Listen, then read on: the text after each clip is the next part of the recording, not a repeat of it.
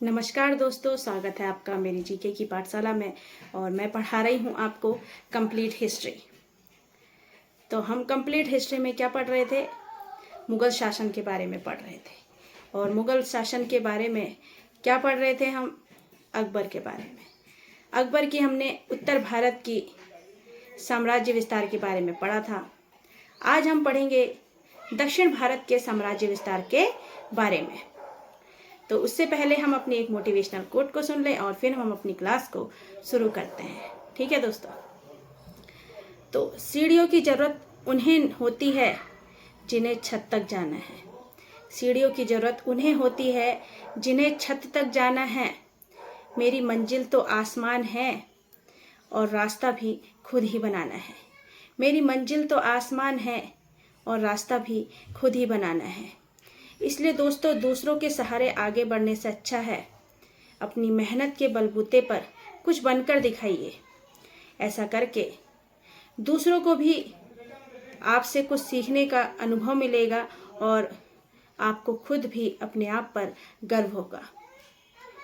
तो होता है ना दोस्तों, जैसे बहुत से ऐसे होते हैं जिन्हें बहुत जल्दी किसी की मदद के द्वारा नौकरी मिल जाती है, तो वह नौकरी तो करते हैं, लेकिन जो हमारी मेहनत के बलबूते पर हमें नौकरी मिलती है उसकी बात ही कुछ और है।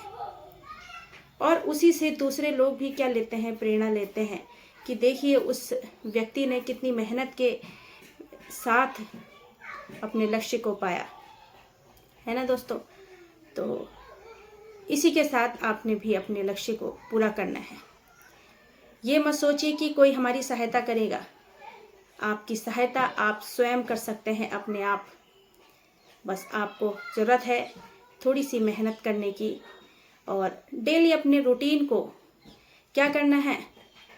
अपना रूटीन जो है उसी के हिसाब से डेली अपने कार्य को करना है। जैसे आपने अपनी प्लानिंग बनाई होगी तो उसी के हिसाब से अपने कार्य को करते जाइए। जहाँ जहाँ आपको लग रहा है कि सुधार की ज़रूरत है तो सुधार करते जाइए, तो एक न एक दिन आपको अपना लक्ष्य ज़रूर मिलेगा। ठीक है दोस्तों? तो आज पढ़ते हैं अकबर के दक्षिण भारत के अभियान। तो सबसे पहले अकबर ने अपना अभियान दक्षिण भारत में कहाँ शुरू करा? अहमदनगर में। और वह शुरू करा था 1595 से 1599 ईस्वी में। चांद बीबी वहाँ की शासिका थी और ये चांद बीबी और अकबर के बीच जो है अहमदनगर अभियान हुआ। ये देखिए अहमदनगर। ठीक है? तो चांद बीबी जो थी एक शासिका थी और बीजापुर के शासक आदिल शाह प्रथम की विधवा थी।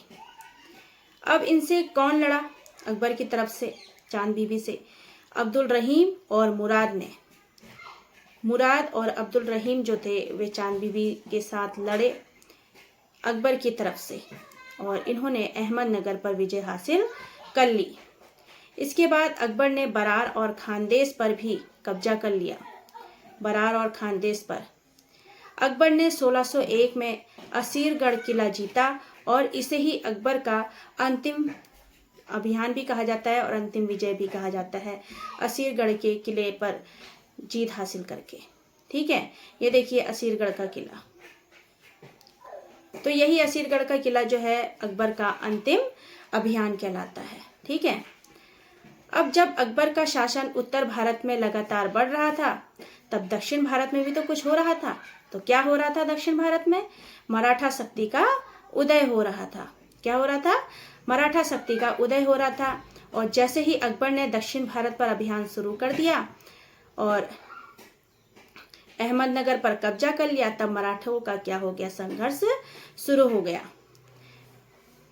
क्योंकि मराठा जो थे उस टाइम पे वह बहुत एक क्या कहेंगे आप, ताकतवर शक्ति थी, है ना? बहुत मजबूत शक्ति थी उस टाइम पे मराठा, जब अकबर जो है दक्षिण भारत पर अभियान कर रहे थे।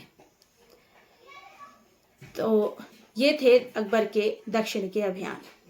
अब अकबर की साम्राज्य नीति के प्रभाव के बारे में पढ़ लेते हैं। तो अकबर का जो था उत्तर भारत का राजनीतिक एकीकरण शुरू हो गया। दक्षिण में अभियानों का प्रारंभ भी हो गया और मराठाओं से संघर्ष भी शुरू हो गया। सांस्कृतिक व भावनात्मक एकीकरण हो गया। इसका मतलब है कि अकबर ने सभी लोगों से जुड़कर रहने का प्रयास किया, अपने आप को श्रेष्ठ साबित नहीं किया, सभी लोगों से जुड़ने का प्रयास किया।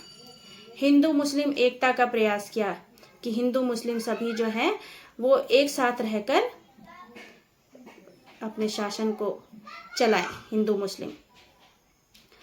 अकबर के काल का प्रशासन देखते हैं, ठीक है।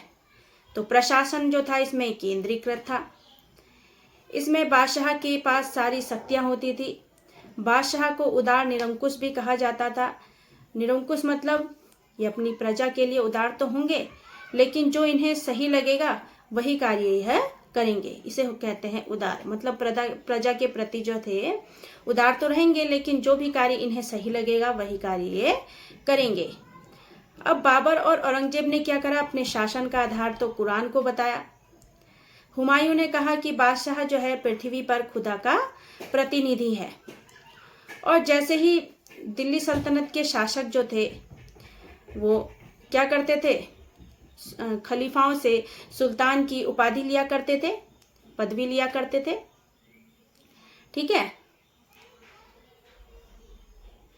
लेकिन मुगल शासक जो थे वो खलीफाओं को ज्यादा महत्व नहीं देते थे, है ना। अब अकबर ने क्या कहा कि जनता का शासन ही प्रशासन का आधार है। तो हुमायूं ने क्या कहा कि जो शासक है, वो बादशाह है, वो पृथ्वी पर खुदा का प्रतिनिधि है। बाबर और औरंगजेब ने कुरान को अपने शासन का आधार बनाया, लेकिन अकबर ने अपना शासन का आधार किसको बताया, जनता को बताया। तो ये है अकबर के शासन के समय उनकी जनता, ठीक है, उनका बहुत ध्यान रखते थे अकबर।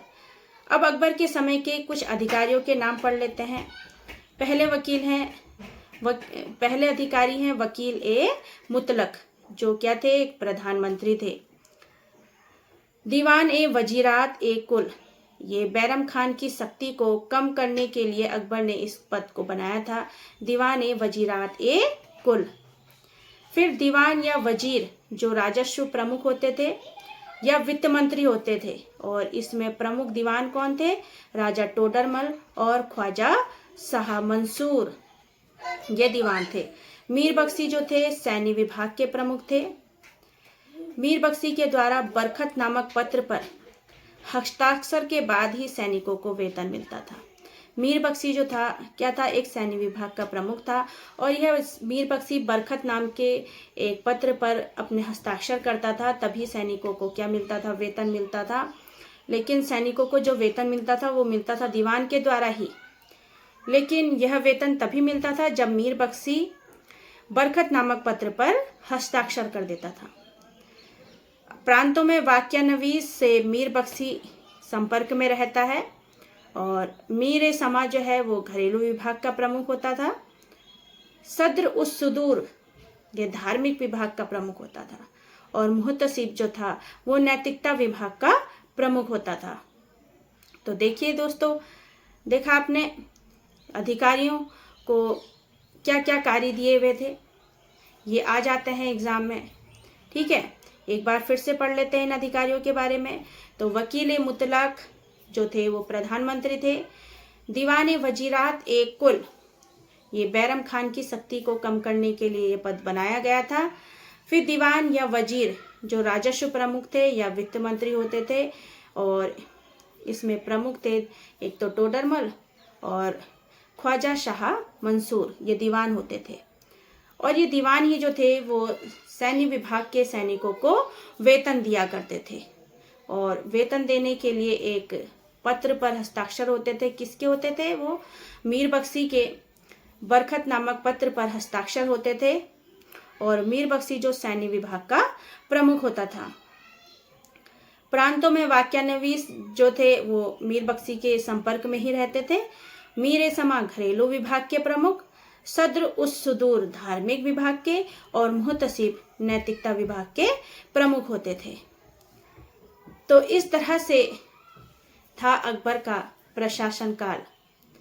और दक्षिण भारत के अभियान भी आपने देखे, अहमदनगर, बरार, खानदेश पर उन्होंने अपने विजय किया, है ना।